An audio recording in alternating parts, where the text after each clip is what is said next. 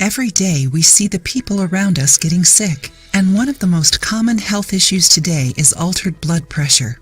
You certainly know someone who has either high or low blood pressure. Even you might have it. But how can we identify a drop or raise in blood pressure? Blood pressure, BP, is nothing more than the system that transports blood through the heart and arteries to the brain and other organs of the body.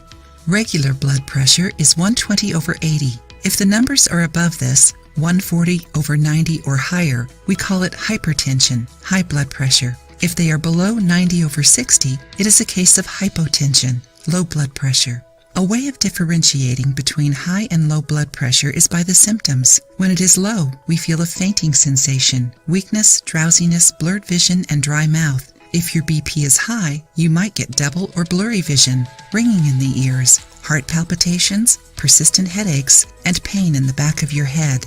But when we are in a remote area and without a BP machine close by, there is no way of knowing if our BP is altered. Of course, the symptoms may help in this case. But if you were ever caught in this situation before, you know what I'm talking about. To check your BP without a machine, all you need is a simple test. Are you enjoying the video? Then don't forget to leave a like and share it with your friends to help the channel. Stand up close to a wall or tree. Press the upper part of your hand on the wall and count 60 seconds. After this time, release your hand and your arm will automatically move.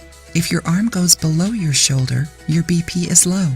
The arm at the same level of your shoulder means normal blood pressure. If your arm goes above the shoulder, your BP is high.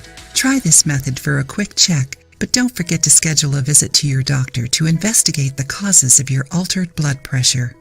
If you liked the video, give it a thumbs up and share it with your friends. For more recipes and tips, subscribe to the channel.